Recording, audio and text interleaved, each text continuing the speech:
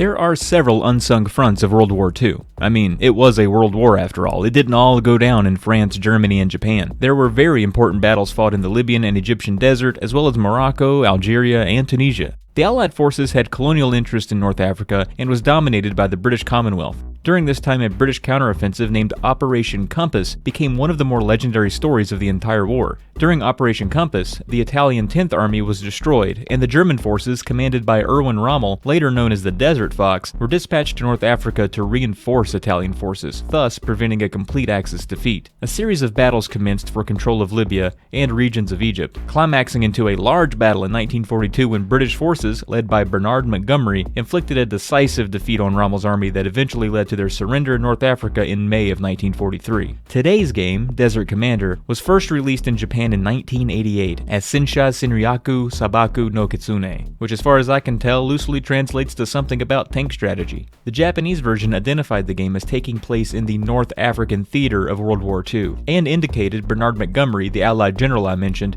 and Erwin Rommel, the Axis commander, were the leaders of those two sides. Unfortunately, the North American release removed all the historical context, and simply retitled the game Desert Commander, making the whole thing a little bit bland. Let's see what else is up.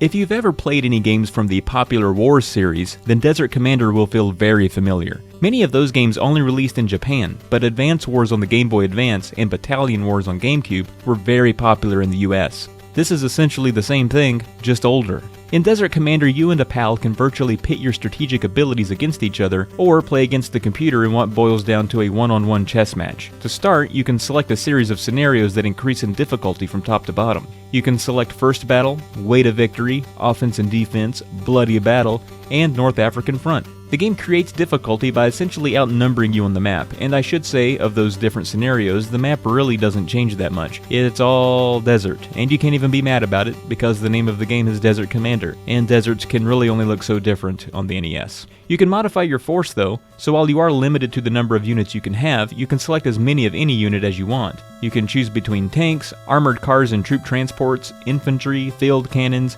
anti-aircraft guns, bomber planes, and fighter jets. Each unit has its own stats, including how far it can move on each terrain, detailed here in the manual, and how much ammo it can carry. The manual even does a good job of breaking down what each unit is good for, and things are pretty balanced for the most part. Once you select your units, you're on the battlefield. Just remember, your goal is to protect your headquarters and keep it from being wiped out by the enemy, and your headquarters can move around the map, though slowly. You can choose to move your units, attack, skip, or check their stats. You have to make sure you keep an eye on the ammo and fuel of your units. If they start getting low, you need to replenish. For example, if your bomber plane is low on fuel, you'll need to return to an airport to top it off. The interesting thing is you can do this at any airport, even the one near where the enemy started. Once you get within attack range, you can select attack, and then you have to take the time to direct the game to who you want to attack. It would be nice if it automatically assumed you wanted to attack the one thing within range for you to attack, but it doesn't, so you have to deal with it. When an attack commences, you'll see a split screen with your units on one side and the enemy's units on the other,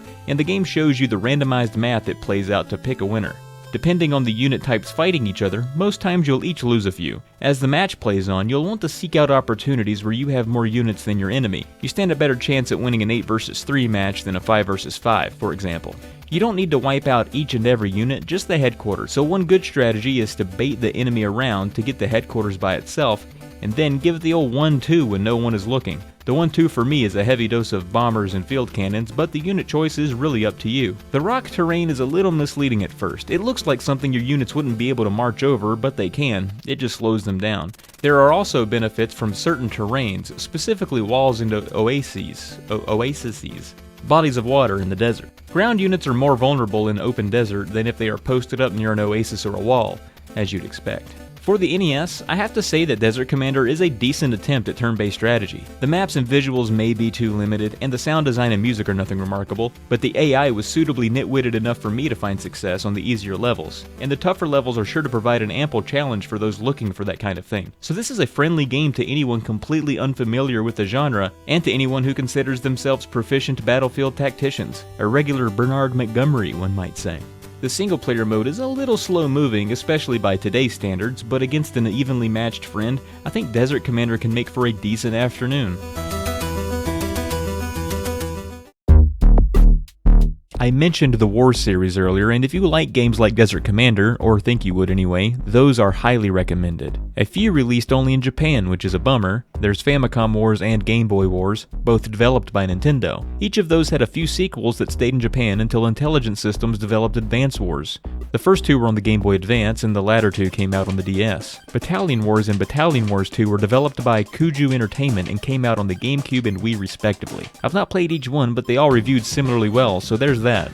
Alright, that does it for Desert Commander on the NES. If you're lost in the desert, always look for oases. The Gallagher Brothers. And thanks for watching.